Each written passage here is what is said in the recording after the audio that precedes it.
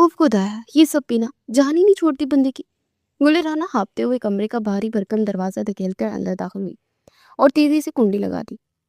बाहर ढोलक के थाप और लड़कियों के कह के हवेली की बुलंद छतों से टकराकर गूंज रहे थे, मगर उस कमरे में एक अजीब सा सकूत था।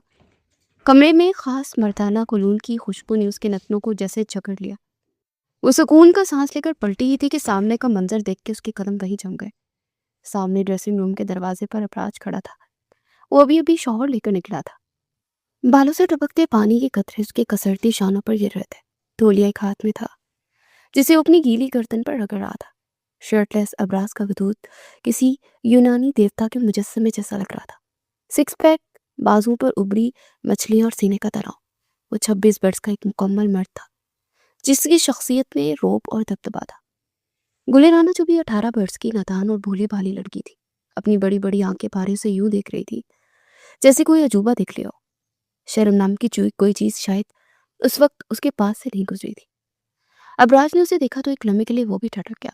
8 साल, पूरे 8 साल बाद वो इस हवेली में लौटा था। जब वो गया था तो ये लड़की गुड़िया पटोलों से खेलती 10 साल की बच्ची थी, और आज उसके सामने एक सुरकत दोशीज़ा खड़ी थी जिसका दुपट्टा बेनियाजी से एक कंधे पर झूल रहा था और मासूमियत चेहरे से आया थी। लाला, तुम तो बगैर कपड़ों के बहुत होट लगते हो। गुले राना के मुंह से ये जुमला इतनी सादगी और बरजस्तगी से निकला कि अबराज अपनी हंसी जब्त न कर सका। वो शर्टलेस अबराज को देखकर उसकी तारीफ कर रही थी, इस बात से बिल्कुल बेखबर कि वो हैंडसम सा लड़का जिसकी वो यूं तारीफ कर रही थी कोई और नहीं बल्कि उसका अपना शौहर है। अबराज ने गीला तौलिया एक तरफ सोफे पर उछाला और धीरे धीरे चलता उसके करीब आया। उसकी आंखों में एक ऐसी चमक थी जिसे गुले राना समझने से कासिर थी। क्या कहा तुमने? अबराज की भारी और रोकदार आवाज कमरे में गूंजी और उसके बिल्कुल सामने खड़ा था, इतना करीब कि गुले राना को उसके बदन की हदत महसूस हो रही थी। गुले राना ने मासूमियत से पलकें चिपकाई। यही कि तुम बहुत अच्छे लग रहे हो, बिल्कुल उन अंग्रेजी फिल्मों के हीरोज की तरह। मगर लाला, तुम तो अमेरिका पढ़ने गए थे ना, वहां क्या बॉडी बिल्डिंग करते रहे हो? लफ्ज लाला सुनते ब्राज की पेशानी पर बल पड़े। उसकी आंखों में एकदम से गुस्से की लहर दौड़ गई। उसने एक झटके से हाथ बढ़ाया और गुले राना की कमर में हाथ डालकर उसे अपनी तरफ खींचा। गुले राना का फूल सा वजूद उसके सख्त सीने से आ टकराया। लाला नहीं, अबराज ने उसके चेहरे पर झुकते सरगोशी की। उसका लहजा खतरनाक हद तक धीमा था। शौहर हूं मैं तुम्हारा, भूल गई हूँ या याद दिलाओ? गुले राना का सांस हलक में अटक गया। वो बौखला कर पीछे हटने की कोशिश करने लगी, मगर अबराज की गिरफ्त फौलादी थी। वो तो बचपन में हुआ था ना, सब कहते हैं वो कच्चा निकाह था। और तुम तो मुझे छोड़कर चले गए थे। कच्चा निकाह कुछ नहीं होता मेरी जान। अबराज ने अपना अंगूठा उसके कपकपाते अनाबी लबों पर रखा और उसे नरमी से सहलाने लगा। उसके लम्स में ऐसा करंट था जिसने गुले राना के पूरे वजूद को सुन कर दिया था। तुम मेरी हो, तब भी थी जब मैं यहाँ से गया था, और अब भी हो जब मैं वापस आया हूँ। गुले राना का दिल पसलियों से बाहर आने को बेताब था। वह नजरें उठाकर अबराज को देखने की हिम्मत नहीं कर पा रही थी। उसकी नादानी और बचपना अपनी जगह, लेकिन इस मर्द की कुर्बत उसे एक अजीब से नए एहसास से रोशनास करवा रही थी। देखो, छोड़ो मुझे, कोई आ जाएगा। गुले राना ने कमजोर सी आवाज में मजामत की। कोई आ जाए, कोई देख ले, मुझे फर्क नहीं पड़ता, तो मेरी बीवी हो। अबराज ने बीली हंसी से कहा। उसने गुले राना को फूल की तरह अपनी मजबूत बाहों में उठा लिया। हाय अल्लाह, ये क्या कर रहे हैं? नीचे उतारे मुझे लाला, प्लीज। गुले राना घबराकर उसके गले में बाहें डाल गई ताकि वो गिर ना जाए। अबराज उसे लेकर बेड की तरफ बढ़ा और उसे नरमी से बिठाने के बजाय अपनी गोद में लिए बैठा रहा। उसकी नजरें गुले राना के सरापे का तवाफ कर रही थी। वो जानती था कि ये लड़की अभी कच्ची मिट्टी है, इसे मोहब्बत से सांचे में डालना होगा। मगर लाला का लफ्ज उसके सब्र का इम्तिहान ले रहा था। बस मेरी जान, ध्यान रखना, इस बॉडी बिल्डर को झेलना भी पड़ेगा, बर्दाश्त कर लोगी ना? उसकी आवाज में शरारत और संजीदगी का हसीन इम्तिजाज था। अपना चेहरा उसके मजीद करीब ले गया, इतने करीब कि दोनों की सांसें आपस में टकराने लगी। गुले राना का चेहरा सुर्ख हो चुका था। वो समझ नहीं पा रही थी कि अबराज क्या कह रहा है। क्या क्या झेलना पड़ेगा? तुम भारी हो क्या? अबराज उसकी बेवकूफ़ी पर मुस्कुराए बिना न रह सका। ये लड़की वाकई झल्ली थी, लेकिन यही अदा तो उसे 8 साल पहले भी भाग गई थी, जब वो 10 साल की उम्र में उसके लिए चोरी छुपे आम लाया करती थी। हाँ, बहुत भारी उम्र, मोहब्बत में भी और गुस्से में भी। वो बोला और उसकी गदास लबों पर झुक गया। गुले राना की आंखें खौफ और हया से बंद हो गई। अबराज ने नरमी से ब्लिनअप उसके लबों पर रखते एक मुख्तसर लेकिन गहरी मोहर सख्त करते हुए, ये एक दावा था, एक ऐलान था कि वो अब वापिस आ चुका है और अपनी अमानत को संभालने के लिए तैयार है। गुलेराना के हाथों की मुठ्ठियां अब्रिश के गीले बालों में भींच गई थी। अब्रिश ने चेहरा हटाया और अब उसकी नजरें गुलेराना की धोदिया गर्दन पर थी। उसने अपना अंगूठा उसके होंठ पर फेरते हुए वार्निंग दी, आइंदा अगर लाला कहा तो वो करूंगा जो शायद तुम्हें अच्छा न लगे, ये शायद बहुत अच्छा लगे। उसकी आंखों में एक मायनी खेज सी चमक थी। गुलेराना का दिल अब काबू से बाहर हो रहा था। तो क्या कहूँ? अबराज कहो या? वो झुका और अपने गर्म लब उसकी सफेद सराहीदार गर्दन पर रख दिया। गुलेराना के मुंह से एक सिसकी निकली। अबराज के लबों का लम्स उसकी रगों में पिघलता हुआ महसूस हुआ। उसकी गुलाबी धड़कनों पर लब रख गया था। या जान कहो? उसे सरगोशी करते हुए गर्दन पर एक हल्का सा निशान छोड़ा। फैसला तुम्हारा है। गुलेराना तो जैसे सख्ते में थी। कहाँ वो अपने कजन से छुपती आई थी और कहाँ वो इस शेर की गुछार में आ फंसी थी। लेकिन अजीब बात यह थी कि खौफ के साथ साथ उसे एक तहफ्फुज का एहसास भी हो रहा था। ये वही अबराज था जो बचपन में उसे गिरने से बचाता था। बस अब उसका अंदाज बदल गया था। अब जाओ।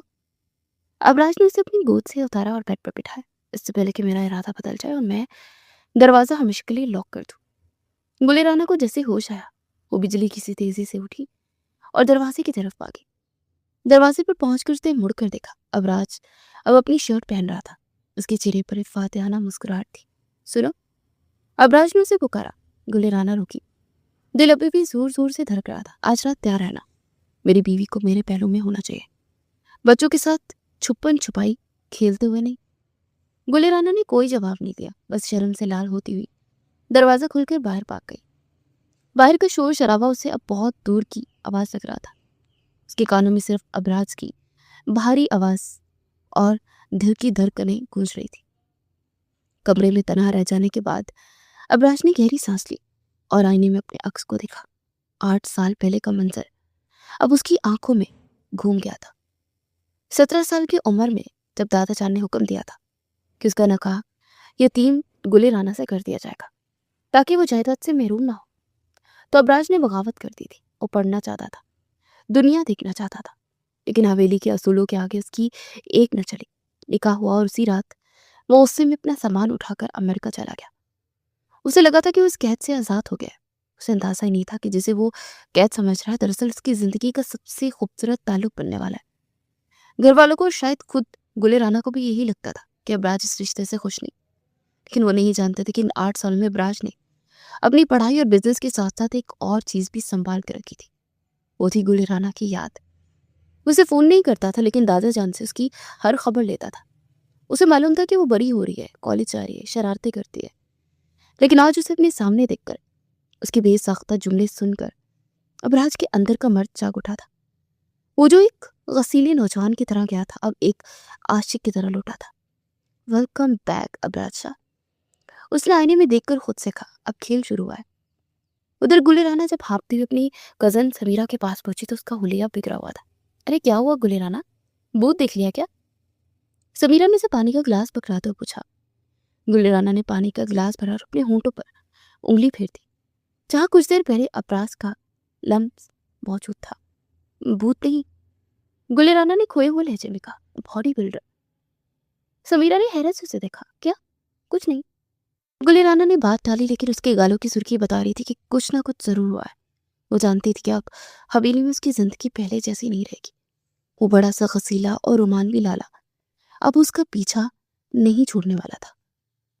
हवेली का वसी और इस लॉन बल्कि कुमकुमों और गेंदे के फूलों से सजा हुआ था। रात का पिछला पहर था, मगर जश्न का समा ऐसा था कि लगता था कि दिन निकला हुआ है। आज अब राज शाह की वापसी की खुशी में एक शानदार डिनर और जश्न का एहतमाम किया गया था। फिजा में बारबेक्यू की धुएं और बिरयानी की खुशबू रची बसी थी। एक तरफ बड़ी बड़ी देखें खुली थी और दूसरी तरफ नौजवान कजन का हॉल था जो ढोलक की थाप पर हल्ला गुल्ला मचा रहा था। गुलेराना अपने कमरे से तैयार होकर निकली तो एक बार फिर आईने में अपना जायजा लिए बिना न रह सकी। फिरोजी रंग का चुस्त पजामा और घुटनों तक आती कमीज जिस पर सुनहरी काम किया गया था, उसके गोरे रंग को मजीद निखार रहा था। कानों में भारी झुमके और कलाइयों में कांच की चूड़ियां छनक रही थी। उसे दुपट्टा एहतियात से सेट किया, मगर दिल की धड़कन थी कि काबू में ही नहीं आ रही थी। आज दोपहर का वाक्य उसके दिल पर खुशगवार याद की तरह बरस रहा था। आइंदा लाला कहा तो वो करूंगा जो शायद तुम्हें अच्छा न लगे। राज की बारी आवाज उसके कानों में गूंजी। उसे झिंझलाकर सिर झटका। समझता क्या अपने आप को? अमेरिका से आ गया तो क्या हम डर जाएंगे? उसने खुद कलामी की। हालांकि उसका दिल कह रहा था कि हाँ वो डर गई है, बल्कि डर से ज्यादा वो घबरा गई है। एक ऐसी मीठी घबराहट जो उसने पहले कभी महसूस नहीं की थी। वो लॉन में पहुंची तो उसकी कजन समीरा और हानिया उसे देखकर चहकी। ओहो, आज तो हमारी गुलेराना बेगम गजब ढा रही है। किसके लिए इतना तैयार हुई हो? समीरा ने आंख मारते हुए छेड़ा। बकवास बंद करो अपनी। गुलेराना ने उसे आंखें दिखाई। मैं हमेशा से ऐसी ही प्यारी लगती हूँ। अभी वो बहस कर ही रही थी कि अचानक शोर में एकदम खामोशी से छा गई। सबकी नजरें मरकजी दरवाजे की तरफ उठ गई। अब रात शाह आ रहा था। स्याह रंग के सलवार सूट में मलबूस, कंधे पर हम रंग शाल डाले वो किसी शहजादे की चलता हुआ आ रहा था। उसके बालों का स्टाइल, उसकी चाल का वकार और चेहरे पर मौजूद संजीदगी ने महज महफिल लूट ली थी। वो सीधा बड़ों की तरफ गया, दादा जान के हाथ चूमे और फिर मर्दों के हिस्से में बैठ गया। लेकिन बैठने से पहले उसकी अकाबी नजरों ने पूरे लॉन का तवाफ किया और सीधा गुले राना पर आकर रुक गई। गुले राना जो अब छुपकर उसे देख रही थी, नजरें मिलते ही गड़बड़ा गई और फौरन हानिया के पीछे छुप गई। अब राज के लोगों पर एक धीमी जानलेवा मुस्कुराहट उभरी। उसने देख लिया था कि वो फिरोजी जोड़े में किसी हूर से कम नहीं लग रही थी। ये अल्लाह, गुले राना लाला कितना हैंडसम हो गया। हानिया ने हसरत भरी आह भरी। काश मेरी शादी हो जाती इससे। गुले राना को एकदम शदीद ताव आया। खबरदार जो उसके बारे में ऐसा सोचा भी, वो शौहर है मेरा। ये जुमला अदा करते उसे एहसास हो कि उसने क्या कह दिया। समीरा और हानिया ने जोरदार कहका लगा, अरे वाह, सुबह तक तो वो लाला था, अब शौहर हो गया। बड़ी जल्दी तरक्की होगी ताल्लुकात में। गुले राना का चेहरा सुर्ख हो गया। तुम लोग जाओ यहाँ से, मेरा दिमाग मत खाओ। उसे गुस्से में इधर उधर देखा। उसे बदला लेना था, किसी से भी सही। उसकी नजर खाने की मेज पर पड़ी जहां मीठे में खीर की प्यालियां सजी हुई थी। साथ ही उसका कजन असद खड़ा था जो हमेशा गुले राना को मोटी कहकर छेड़ता था। गुले राना के जहन में एक शरारत कूदी। वो दबे पांव मेज की तरफ गई और नमक दानी उठा ली। असद दूसरी तरफ मुंह करके किसी से बात कर रहा था। गुले राना ने तेजी से खीर की प्याली में ढेर सारा नमक छिड़क दिया और उसे चम्मच से हिलाकर वापस रख दिया।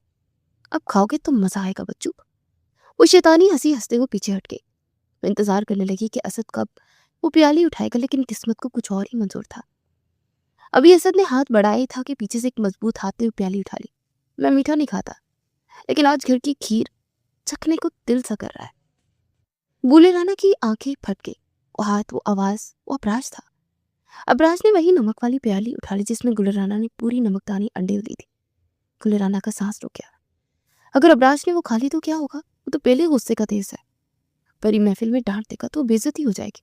नहीं, वो मत खाएं। गुले राना बेख्तियार चीखी। सब लोग चौंक कर उसकी तरफ देखने लगे। अबराज ने भी चम्मच मुंह के करीब ले जाते हुए रोक लिया और अबराज अबरू उचकाकर उसे देखने लगा। क्यों? उसमें क्या खास बात है? उसकी आंखों में गहरी शरारत थी। उसे मालूम था कि गुले राना ने कुछ गड़बड़ कर दी है। उसने गुले राना को नमक मिलाते हुए दूर से देख लिया था, मगर वो जानबूझकर वही प्याली उठाने आया था। वो इसमें चीनी कम है। गुले राना ने बौखलाकर बहाना बनाया। कोई बात नहीं, तुमने बनाई तो मीठी ही होगी ना। अबराज ने मायने खेज लहजे में कहा और चम्मच मुंह में रख लिया। गुले राना ने आंखें मीच ली। वो अबराज के गुस्से का इंतजार करने लगी। अबराज के मुंह में नमक का जैसे एक तूफान उमड़ आया। जायका इतना बदतर था कि आम इंसान फौरन थूक देता, मगर अब अबराज शाह के चेहरे के तासुरात जरा नहीं बदले। उसे इत्मीनान से वो नवाला निकला और फिर दूसरा चम्मच पड़ा। उसकी नजरें मुसलसल गुलेराना के चेहरे पर जमी हुई थी, जो डर के मारे पीली पड़ रही थी। आहिस्ता आहिस्ता चलता गुलेराना के करीब आया। कजन जो इस ड्रामे को समझ नहीं पा रहे थे, खामोशी से देखने लगे। अबराज अब उसके बिल्कुल सामने खड़ा था। बहुत नमकीन खीर थी। उससे सरगोशी की, सिर्फ इतनी आवाज में कि गुलेराना सुन सके। गुलेराना ने डरते डरते आंखें खोली। आपने खा ली? थूका क्यों नहीं? पीवे के हाथ का जहर भी हो तो खा लूं, ये तो फिर नमक था। अबराज ने मुस्कुराते हुए खाली प्याली वही मेज पर रखी और झुककर उसके कान के पास अपना चेहरा ले गया। वैसे ये शरारत असद के लिए थी या मेरे लिए? असद के लिए, कसम ले ले। गुलेराना ने जल्दी से सफाई दी। मुझे क्या पता था आप आ जाएंगे। अबराज ने इसे ऊपर से नीचे तक देखा। फिरोजी रंग बहुत जच रहा है तुम पर, लेकिन दुपट्टा संभालना सीखो। उसे बड़ी नफासत से गुलेराना का ढलका हुआ दुपट्टा उसके कंधे पर दुरुस्त किया। इस अमल में उसकी उंगलियां गुलेराना की गर्दन से मिस हुई तो गुलेराना को लगा जैसे जिस्म में बिजली दौड़ गई हो। और हाँ, इस नमकीन खीर का जुर्माना अदा करना पड़ेगा तुम्हें। कैसा जुर्माना?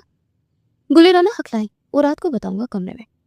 अबराज ने आंख मारी और मुड़कर वापस मर्दों की महफिल में चला गया जैसे कुछ हुआ ही ना हो। गुलेराना वही मुजस्मा बनी खड़ी रह गई। समीरा और हानिया भागती हुई, क्या कहा लाला ने? क्या कहा तुमने? खीर में क्या मिलाया था? गुले राना ने गहरा सांस लिया और अपने जलते हुए गालों पर हाथ रखा। वो लाला नहीं है, वो जादूगर है। पागल करते का मुझे। थोड़ी देर बाद ढोलक का शोर अरूज पे पहुंच गया था। कजस ने जबरदस्ती अबराज को भी वहां ला बिठाया।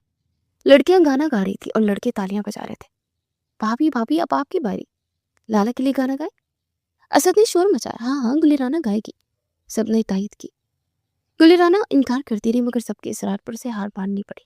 वो शर्माती हुई बैठी, नजरें झुकी हुई थी। सामने प्राज बाजू सीने पर बांधे सर को कुर्सी की पुष्ट से टिकाए उसे ही दिख रहा था। उसकी नजरों में एक अजीब सा नशा था। गुलिराना ने धीमी आवाज में गुनगुनाना शुरू किया। काली काली जुल्फों के फंदे न डालो, हमें जिंदा रहने दो ए हुस्न वालो। ये गाना उसने छेड़ने के लिए शुरू किया था मगर जैसे ही उसने नजर उठाई, अबराज की तपती हुई निगाहों से उसकी निगाहें टकराई। अबराज के होठों पर मुस्कुराहट गहरी हो गई थी। वो गाना गुलिराना गा रही थी मगर उसका हर हर लफ्ज अबराज की शख्सियत पर सादिक आ रहा था। गाने के दौरान अबराज ने अपनी शॉल उतारी और साइड पर रखी। उसकी आस्तीनें ऊपर फोल्ड थी जिनसे उसके मजबूत बाजू नजर आ रहे थे। वो अचानक अपनी जगह से उठा। सब खामोश हो गए कि शायद वो मना करेगा, मगर वो सीधा गुलिराना के पास आकर अपनी कलाई से महंगी तरीन घड़ी उतारी। आवाज तो अच्छी नहीं है तुम्हारी, सुर भी नहीं है, मगर उसे गुलिराना का हाथ थामा और सबके सामने वो घड़ी उसकी नाजुक कलाई पर बांधने लगा। घड़ी उसकी कलाई के हिसाब से बहुत बड़ी थी मगर ये एक तोहफा नहीं, एक टेक था कि ये लड़की अब उसकी मलकियत है। मगर कहा तुमने मेरे लिए है, इसलिए अनमोल है। उसे गुलिराना का हाथ नहीं छोड़ा। सब गजल ने जोरदार तालियां बजाई और सीटियां मारी।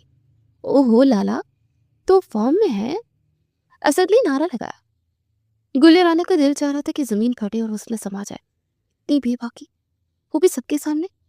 छोड़े हाथ, सब दिख रहे हैं। गुलिराना ने दांत पीस कर कहा, देखने दो, निकालने मैं दिखाऊं क्या सबको, निकाल कर। अबराज ने इत्मीनान से जवाब दिया। तभी खाना खुलने का ऐलान हुआ। सब खाने की तरफ लपके। अबराज ने गुलिराना का हाथ पकड़े रखा और उसे अपने साथ लेकर एक अलग मेज की तरफ बढ़ा। तुम मेरे साथ खाओगी, लेकिन मुझे भूख नहीं है।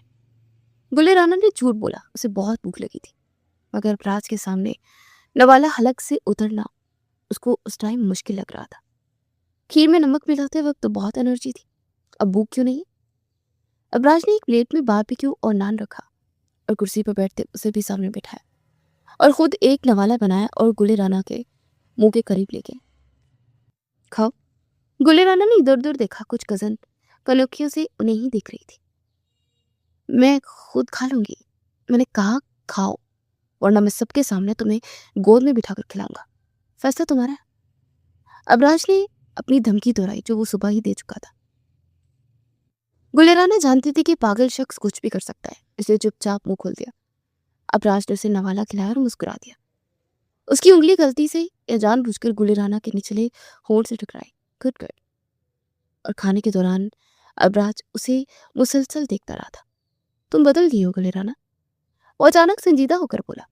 हाँ तो 8 साल गुजर गए हैं, बच्ची थोड़ी रहूंगी। गुलिराना ने हिम्मत करके उसको जवाब दिया था। ज़ाहिरी तौर पर तो बदल गई हो, बड़ी हो गई हो, खूबसूरत भी हो गई हो। अबराज की आवाज़ धीमी और बारी थी, लेकिन अंदर से वही झल्ली, नादान और जज्बाती लड़की हो। और मुझे खुशी है कि तुम वैसी ही हो। गुलिराना का दिल एक लम्हे के लिए पिघल सा गया। उसकी आंखों में जो दीवानगी थी वो झूठी नहीं लग रही थी। आप भी तो बदल गए हैं ना, गुलिराना ने कहा। वो कैसे?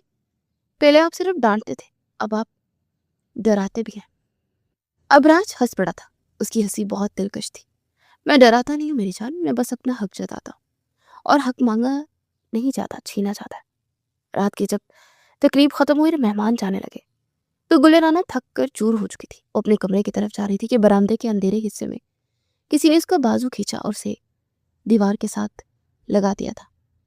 गुलिराना की चीख निकलते निकलते रह गई थी। अबराज का चेहरा उसके चेहरे के बिल्कुल करीब था। अंधेरे में उसकी आंखें चमक रही थी। कहाँ जा रही हो? अपने कमरे में सोने। गुलिराना का सांस फूल गया। तुम्हारा कमरा वो है जहां मैं हूं। अबराज ने उसके कान में सरगोशी की। सामान शिफ्ट करवा दिया मैंने। क्या? लेकिन मुझे बताए बगैर? मैं नहीं जाऊंगी यहाँ, वहां मुझे डर लगता है। किससे? मुझसे? अबराज ने उसके चेहरे के गिर्द बिखरी लटें हटाई। हाँ, आपसे। अबराज ने अपना माथा उसके माथे से टिका दिया। मुझसे मत डरना गुलेराना, मैं दुनिया से लड़ सकता हूँ तुम्हारे लिए। तुम्हें कभी तकलीफ नहीं दूंगा मैं। बस खुद से दूर मत करना। इन 8 सालों में कोई ऐसा लम्हा नहीं था मैं जब मैंने तुम्हें याद ना किया हो। उसके लहजे में जो सच्चाई और दर्द था उसने गुलेराना की सारी मजामत खत्म कर दी और मैं खामोश खड़ी रही। चलो अब। अबराज ने उसका हाथ थामा। हमारा सफर अब शुरू हुआ है। चांदनी रात में हवेली के खामोश कॉरिडोर में अबराज शाह अपनी दुल्हन का हाथ थामे अपने कमरे की तरफ बढ़ रहा था और गुलेराना डर रही थी, लेकिन अबराज उसे अपने कमरे के बजाय उसके कमरे में ले आया। गुलेराना हैरत से उसे देखती तो मुस्कुरा कर कहता, मैं मजाक रख कर रहा था। जब तक रुखसती नहीं हो जाती तब तक तुम अपनी तन्हाई एंजॉय करो, गुड नाइट। ये कहकर अबराज उसके माथे पर बोसा देता हुआ चला गया था, जबकि गुलेराना अपनी दरकनों को संभालती अब बिस्तर पर गिर सी गई। हवेली में अबराज की वापसी को अब 3 माह गुजर चुके थे। इन 3 महीनों में बहुत कुछ बदल गया था। वो लापरवाह सा अबराज जो 8 साल पहले सब छोड़ छाड़ कर चला गया था, अब एक जिम्मेदार और बाइख्तियार अबराज शाह बनकर सामने आया था। दादाजान ज़ईफ हो चुके थे, इसलिए आते ही अबराज ने ज़मीनी मामलात और फैक्ट्री का सारा इंतजाम अपने हाथ में ले लिया था। सुबह सवेरे वो अपनी ब्लैक प्राडो में निकलता, ज़मीनों को चक्कर लगाता, मुंशियों का हिसाब किताब चेक करता और दोपहर तक फैक्ट्री पहुंचता था। उसकी सख्त तबीयत और असूल पसंदी की वजह से मुलाजमिन में एक डर सा बैठ गया था। काम चोरी का दौर खत्म हो चुका था। उसके माथे की एक शगन ही सबको सीधा करने के लिए काफी थी। लेकिन जहां बाहर की दुनिया के लिए वो एक सख्त जागीरदार था, वहीं हवेली की चारदीवारी के अंदर एक नादान सी लड़की ने उसकी नाक में दम कर रखा था। गुलेराना के फाइनल इम्तिहान करीब थे और वो सर से पैर तक किताबों में गर्क थी, या कम अज कम घर वालों को ऐसा ही लगता था। हकीकत ये थी कि पढ़ाई के दबाव को कम करने के लिए उसकी शरारतें पहले से ज्यादा बढ़ गई थी और इन शरारतों का वाहिद हदफ अबराज था। शाम का वक्त था। अबराज अपने स्टडी रूम में बैठा लैपटॉप पर कुछ अहम ईमेल्स चेक कर रहा था। मेज पर फाइलों का ढेर था। वो गहरी सोच में गुम था कि अचानक बिजली चली गई। यूपीएस फौरन ऑन हो गया, लेकिन कमरे में मौजूद एसी बंद हो गया। अबराज ने झिंझलाकर सर उठाया। ये जनरेटर क्यों ऑन नहीं हुआ अभी तक? उसने इंटरकॉम पर बटन दबाया, मगर लाइन डेड थी। वो कुर्सी से उठा और दरवाजे की तरफ बढ़ा। जैसे उसने दरवाजा खोला, ऊपर से पानी से भरा एक गुब्बारा सीधा उसके सर पर आन गिरा। झपक। पानी का ठंडा शावर उसे सर से कमर तक भिगो गया। अबराज सत्ता में आ गया। उसके कीमती कपड़े, उसके बाल सब गीले हो चुके थे। उसने गुस्से से ऊपर देखा। सीईओ की रेलिंग के पीछे से गुलेराना का चेहरा झांका, जो अपनी हंसी रोकने की नाकाम कोशिश कर रही थी। उसके हाथ में अभी भी एक खाली बाल्टी थी। गुलेराना। अबराज की दहाड़ से पूरी हवेली गूंज गई थी। गुलेराना ने फौरन सर नीचे कर लिया और भागने ही वाली थी कि अबराज ने 2-2 सीढ़ियां फलांगते उसे जा लिया। वो भी कॉरिडोर में मुड़ने ही वाली थी कि अबराज ने उसका बाजू पकड़कर उसे रोका और उसे सामने दीवार के साथ लगा दिया। गुलेराना का सांस फूल गया। सामने अबराज खड़ा था। पानी उसके बालों से टपक कर उसके चेहरे और नाक की नोक से होता हुआ नीचे गिर रहा था। उसकी आंखों में गुस्सा था, मगर एक अजीब सी चमक भी थी। ये क्या बदतमीजी है? अबराज ने उसे बाजू के हिसार में लेते हुए पूछा। गुलेराना ने मासूमियत से पलकें चिपकाई। वो मैं पौधों को पानी देने जा रही थी ना, आप अचानक नीचे आके गलती से गिर गया। अच्छा, पौधों को पानी देने दूसरी मंजिल पर, जहाँ एक भी गमला नहीं? अबराज ने तंजिया अबरूज का। हाँ, वो मैंने सोचा नए गमले लगाऊंगी यहाँ। गुलेराना ने एक और चूट करा। अबराज ने गहरी सांस ली और अपना गीला चेहरा उसके करीब किया। तुम्हें अंदाजा है मैं कितना मसरूफ था? और अब मुझे दोबारा नहाना पड़ेगा, कपड़े बदलने पड़ेंगे। तो अच्छी बात है ना, नहाना सेहत के लिए अच्छा होता है। गुलेराना ने धीरे से कहा। नजरें उसकी गीली कमीज से झलकते सीने पर उसकी अटकी हुई थी। अबराज ने उसकी नजरों का ताकुब किया और हल्का सा मुस्कुराया। उसने अपना एक गीला हाथ गुलेराना के गाल पर रखा। पढ़ाई हो रही है या सिर्फ शरारतें? पढ़ ही रही थी, बोर हो गई थी तो सोचा कि थोड़ा एक्टिविटी कर लो, और वो एक्टिविटी मुझ पर पानी गिराना थी। अबराज ने उसकी ठोड़ी पकड़कर चेहरा उसका ऊपर किया। देखो गुलेराना, मैं भी सबर कर रहा हूँ क्योंकि तुम्हारे पेपर्स हैं। जिस दिन पेपर्स खत्म हुए उस दिन तुम्हारी ये सारी शरारतें एक एक करके वसूल करूंगा, सूद समेत। गुलेराना के दिल की धड़कन अब तेज हो गई थी। कैसे? अबराज उसके कान के पास झुका। उसके गीले बालों से ठंडक गुले राना की गर्दन को छू रही थी। ऐसे वसूल करूंगा कि फिर तुम शरारत करने की काबिल नहीं रहोगी, सिर्फ मोहब्बत करने के काबिल रहोगी। उसने गुले राना को छोड़ा और पीछे हटा। अब जाओ और न मेरे लिए ब्लैक कॉफी भिजवाओ स्टडी में, और खबरदार उसमें नमक की मिर्ची मिलाई दो। गुले राना सर हिलाती वहां से भागी, दिल में शुक्र मनाते कि वो जान बच गई, लेकिन वो जानती थी कि ये बचत आरजी है। गुले अगली सुबह नाश्ते की मेज पर सब मौजूद थे। दादा जान अखबार पढ़ रहे थे, दादी जान चाय डाल रही थी और गुले राना जल्दी जल्दी टोस्ट खा रही थी क्योंकि उसे कॉलेज के लिए देर हो रही थी। अब रात सीढ़ियों से उतरा। सफेद कलफ लगी सूट पे वो इंतहाई फचिया लग रहा था। उसने कुर्सी खींची और दादा जान के बराबर बैठ गया। गुले राना बेटा आराम से खाओ, गले में फंस जाएगा। दादी ने रोका। दादी देर हो रही है, आज मेरा टेस्ट है। गुले राना ने मुंह भर कर कहा। अब राज ने खामोशी से उसे देखा। मैं छोड़ दूंगा तुम्हें, जल्दी मत करो। नहीं नहीं, मैं ड्राइवर के साथ ही चली जाऊंगी। गुले राना ने जल्दी से कहा। उसे अबराज के साथ अकेले सफर करने में अब घबराहट होती थी। मैंने कहा ना, मैं छोड़ दूंगा। अबराज का लहजा हतमई था। नाश्ते के बाद जब सब उठने लगे तो अबराज ने दादा जान को मुखातिब किया। दादा जान, मुझे आपसे कुछ जरूरी बात करनी है। दादा जान ने ऐनक के ऊपर से उसे देखा। हाँ बेटा बोलो, जमीनों का कोई मसला है? नहीं दादा जान, जमीनों का नहीं, घर का मसला है। अबराज ने एक नजर गुले राना पर डाली जो अपना बैग उठा रही थी। गुले राना के कान खड़े हो गए थे। मैं चाहता हूँ कि गुले राना की रुखसती की तारीख तय कर दी जाए। कमरे में सुनाटा छा गया। गुले राना का बैग हाथ से छूटते छूटते बचा। रुखसती? दादी जान ने हैरत से पूछा। लेकिन तो अभी अभी तो बच्ची पढ़ रही है, पढ़ाई शादी की बात भी हो सकती है दादी। अबराज ने मजबूत लहजे में कहा। 3 माह हो गए मुझे हुए, मैं रोज इसे इस घर में देखता हूँ, मगर ये मेरे कमरे में नहीं है। ये चीज़ अब मुझे बेचैन करती है। वो मेरी बीवी है और मैं चाहता हूँ कि वो पूरी तरह मेरे साथ मेरे पास रहे। गुले राना का चेहरा अब सुर्ख हो गया था। सबके सामने इतनी खुली बात? दादाजान ने मुस्कुराकर अबराज को देखा। मुझे खुशी है कि तुमने ये बात की, मैं भी यही चाहता था। 8 साल तुम दोनों दूर रहे हो, अब और दूरी मुनासिब नहीं है। लेकिन दादाजान, मेरे पेपर्स? गुले राना ने कमजोर सा एहतजाज किया। कब खत्म हो रहे हैं पेपर्स? अबराज ने उसकी तरफ मुड़े बगैर पूछा। अगले हफ्ते। गुड। अबराज ने फैसला कुन अंदाज में कहा। तो फिर पेपर खत्म होने के लिए कि ठीक 3 दिन बाद रुखसती होगी।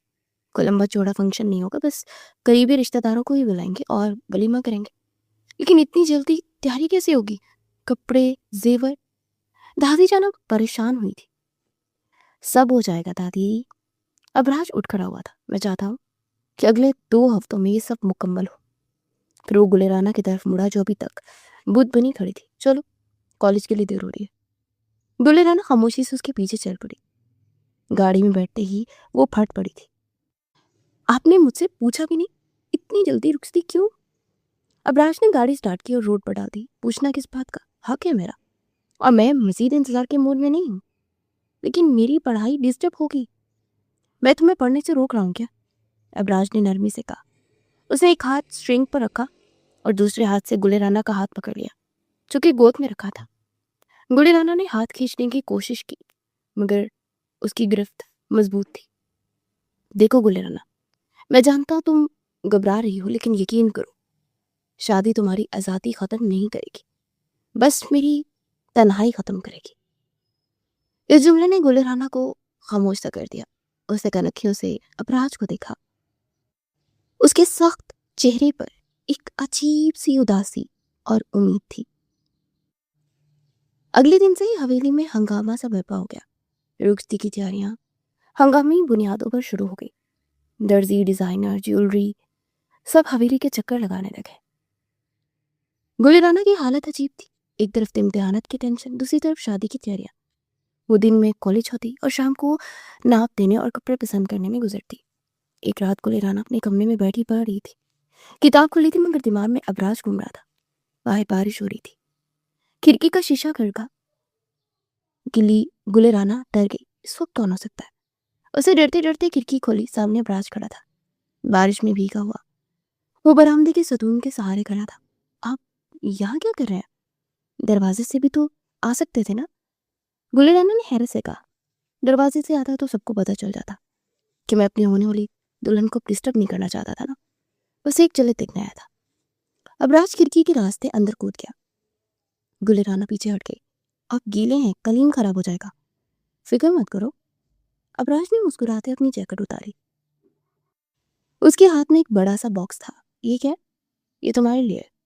अबराज ने बॉक्स बेड पर रखा। खोलो। गुलेराना ने बॉक्स खोला। अंदर इंतहाई खूबसूरत सुरंग रंग का अरूसी जोड़ा था, भारी काम वाला लहंगा और खूबसूरत दुपट्टा। ये मेरी तरफ से रुखसती का तोहफा है। मैं चाहता हूँ तुम वो पहनो जो मैं लाया हूँ। दादी और अम्मी जो बनवा रही हैं वो अपनी जगह, लेकिन ये खास है। गुलेराना ने हाथ लगाकर कपड़े को छुआ।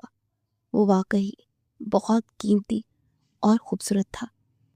कि बहुत प्यारा है अबराज। उसके मुंह से बेइख्तियार निकला था। पहली बार उसने बिना लाला ये आपके उसका नाम लिया था।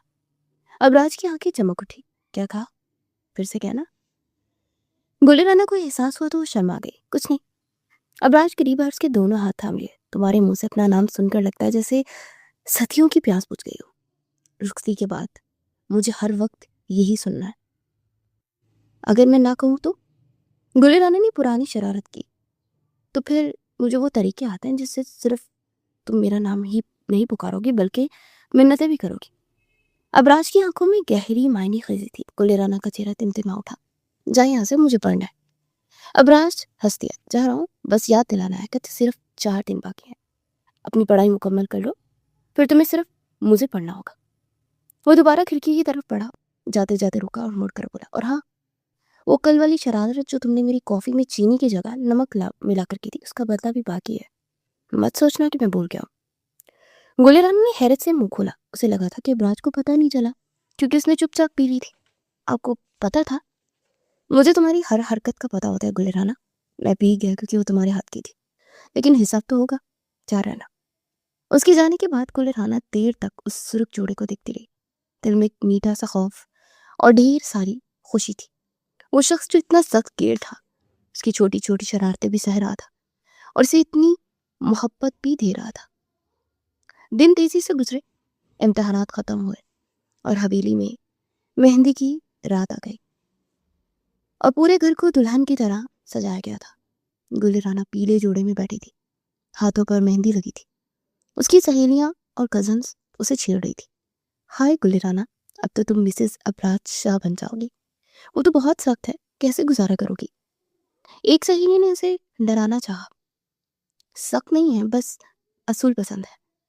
गुलेराना ने फौरन दिफा किया और फिर खुद भी हैरान हुई कि वो उसकी तरफदारी आखिर क्यों कर रही है। उधर मर्दाना हिस्से में कवाली का एहतमाम था। अबराज दोस्तों के दरमियान बैठा था, मगर उसका ध्यान अंदर जनान खाने की तरफ था। असद उसके पास आया। लाला, मुबारक हो, आखिर आपकी तपस्या पूरी हो रही है। अबराज मुस्कुराया। अभी नहीं असद, असल इम्तिहान तो अब शुरू होगा। उस पगली को संभालना कोई आसान काम नहीं है। वैसे लाला, भाभी डर रही हैं कि आप शादी के बाद उन्हें पढ़ने नहीं देंगे। अबराज संजीदा होगा।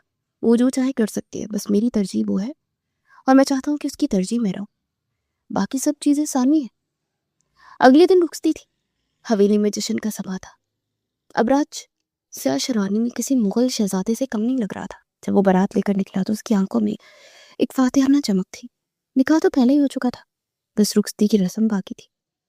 जब गुलेराना को सुर्ख जोड़े में लाया गया तो अबराज का सांस एक लम्हे के लिए थम गया। वो घूंघट में थी, मगर उसका सरापा क़यामत डारा था।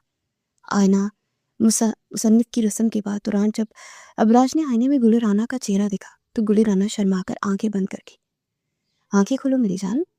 अबराज ने सरगोशी की। आप मुझे जी भर के देखने दो। गुलेराना ने धीरे से पलकें उठाई। आईने में दोनों की निगाहें मिली। अबराज की आंखों में बिला की मोहब्बत थी। बहुत खूबसूरत लग रही हो। उसने कहा, आप भी बुरे नहीं लग रहे। गुलेराना ने अपनी आदत के मुताबिक शरारत की। अबराज मुस्कुरा दिया। घर चलो, फिर पूछता हूँ कितना बुरा लगता हो। रुखसती के वक्त गुलेराना दादा जान से लिपट कर रो पड़ी। माहौल अफसरदा हो गया। अबराज ने आगे बढ़कर उसके हाथ पर हाथ रखा। रो मत गुलेराना, तुम कहीं दूर नहीं जा रही, बस एक कमरे से दूसरे कमरे में ही जा रही हो। हाँ, मैं वादा करता हूँ तुम्हें कभी रोने की वजह नहीं दूंगा। सिफाई खुशी के आंसू गए। उसने गुलेराना का हाथ थामा और उसे गाड़ी में बिठाया।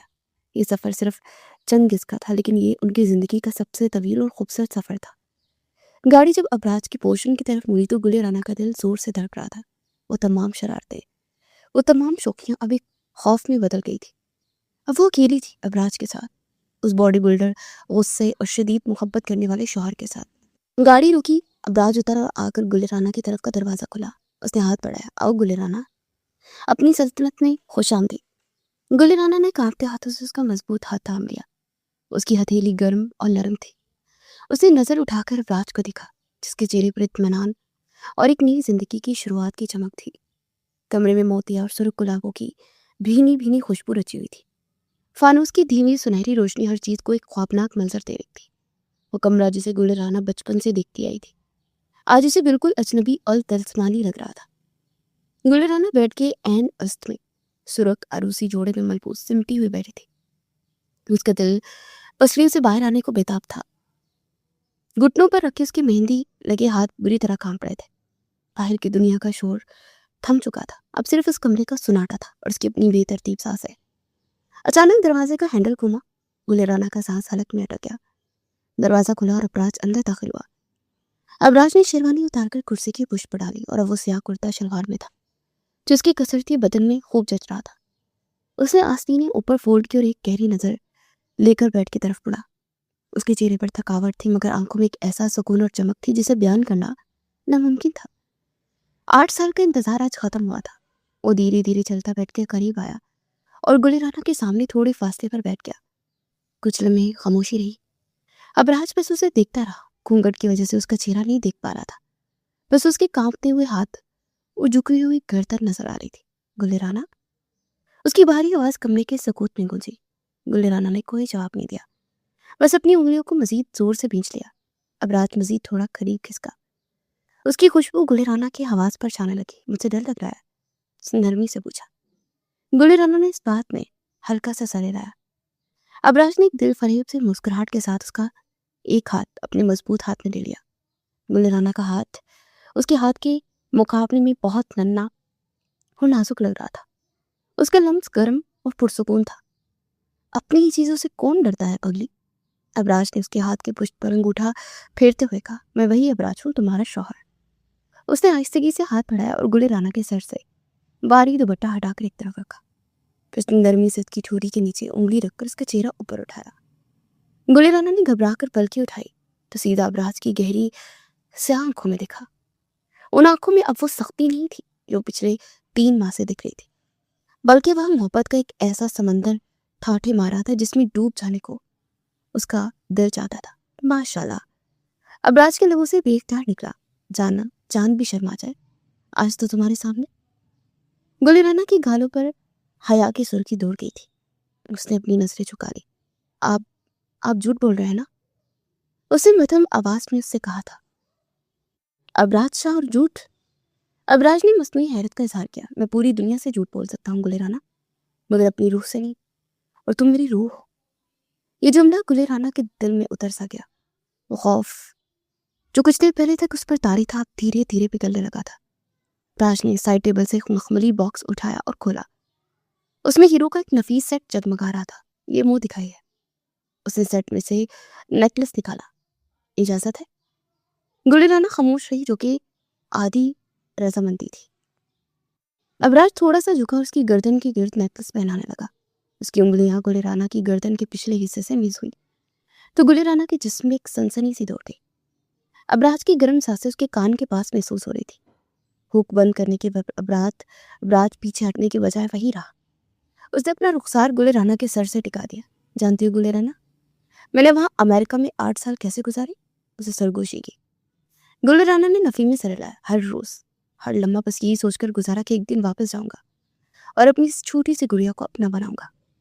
लोग कहते थे मैंने बचपन की मंगनी को बोझ समझा इसलिए भाग गया। वो नादान क्या जाने कि मैं भागा नहीं था। मैं खुद को इस काबिल बनाने गया था कि तुम्हें वो जिंदगी दे सकूं जिसकी तुम हकदार हो। गुलिराना की आंखों में नमी तैरने लगी। उसे हमेशा लगता था कि अबराज उससे नफरत करता है या उसे जबरदस्ती कबूल कर रहा है। मुझे लगा आप मुझसे खुश नहीं है, गुलिराना ने भरी हुई आवाज में कहा। अबराज ने उसे कंधों से थामकर सीधा किया। तुमसे खुश नहीं, पागल लड़की, तुम मेरी जिंदगी की वाहिद खुशी हो। तुम्हारी ये शरारतें, ये बेवकूफियां, ये मासूमियत, यही तो है जिसने इस सख्त दिल अबराज को जिंदा रखा हुआ है। उसे गुलिराना के आंसू अपनी उंगलियों की पूरों से साफ किए। आज के बाद ये आंसू सिर्फ खुशी के होंगे, ये मेरा वादा है, अब कोई दूरी नहीं, कोई इंतजार नहीं। अबराज ने झुककर उसकी पेशानी पर अपने लब रख दिए। ये लम्स इतना पकीजा और मोहब्बत बड़ा था कि गुले राना ने सुकून से अपनी आंखें बंद कर दी। उसे ऐसा महसूस हुआ जैसे वो दुनिया की सबसे महफूज पनाह गाह में आ गई हो। वैसे अबराज ने अचानक मूड बदलते हुए शरारत से कहा, वो बॉडी बिल्डर वाली बात क्या थी?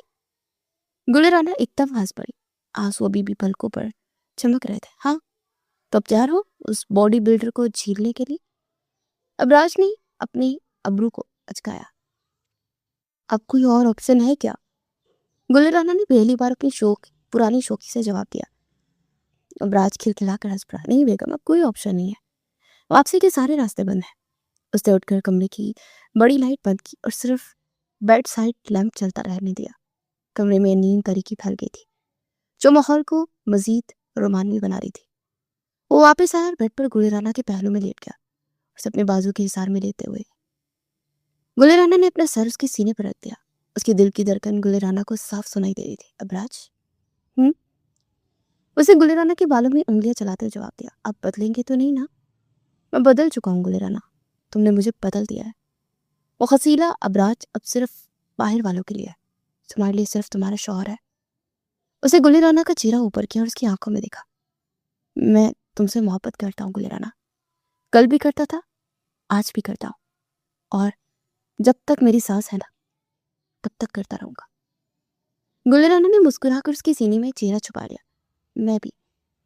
उसकी आवाज अब मथम थी। तुम भी क्या? अबराज ने उसे छेड़ा। पूरा जुमला बोलो। मैं भी आपसे मोहब्बत करती हूँ अबराज। अबराज ने उसे अपनी बाहों में मजीद बींच लिया। उस समय अल्फाज खत्म हो गए थे और जज्बात की जुबान शुरू हो गई थी। बाहर चांद पूरी आगोताब से चमक रहा था, जैसे उनके मिलाप की गवाही दे रहा हो। ये रात उन दोनों के लिए एक नई सुबह की नवीद थी, एक ऐसी जिंदगी का आगाज जिसमें नोक झोंक भी होगी, अबराज की डांट भी होगी, गुले राना की शरारतें भी होंगी, लेकिन सबसे बढ़कर बेपनाह मोहब्बत होगी।